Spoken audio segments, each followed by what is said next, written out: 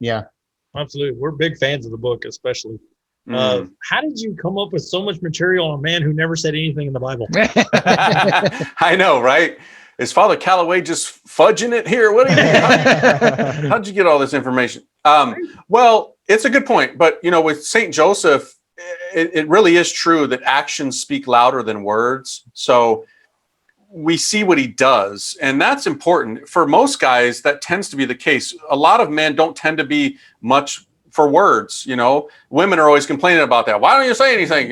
Yeah. It's like, well, I'm doing stuff, that's how I speak, man. Yeah, I do stuff, Yeah. Well, that's certainly true with St. Joseph. And so we can see his humility, his obedience, his, being courageous, purity for sure, right? Living with the most beautiful woman who ever walked the planet, had to have a chaste heart and right intention, and so focused on the mission that God had given him.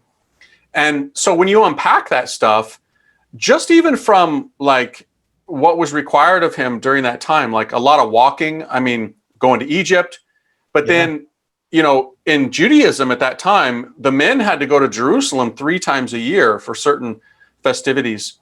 If you add that up, man, like 3 times a year, let's just say 30 years, and certainly he was older than that, but 30 years, that math alone means he walked 3/4 of the way around the planet. Wow. So that tells you this dude was in shape. He wasn't some old geezer in the background about to croak. And unfortunately, that's how he's been depicted in a lot of paintings. But they only did that, to try and safeguard the virginity of Mary. They thought to protect her virginity, they had to show him as some old geezer about to die. But that's not true, right? It's actually more virtuous for a young man to be chaste than an old man, So when you get that understanding of Joseph, you're like, okay, who is this guy then? And then you realize that God put him in charge of his son, which means he must be stellar, right? That you would not entrust, if you're God, you're not going to entrust your son into some, second-rate person. You're going to give him like the best. You're going to give him like the ultimate man, the terror of demons, what I mean? So that's who he is. And so when you come to know that, and that's what I spent 3 years doing, was getting all the stuff that saints said about him, what apparitions he's appeared in, miracles associated with him, shrines dedicated to him, religious communities did, what popes have said.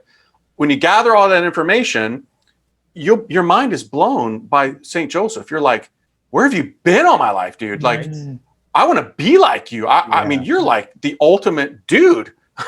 Yeah, for sure. You're the father of Marian devotion. You're the stand-in for God the Father for his son. You're the husband of the Blessed Virgin Mary. You're the first one to call Mary your lady, right? You said to her, my lady. You're the most chivalrous soldier, battle-ready knight there ever was. Yeah. I'm like, sign me up. Yeah, I love that.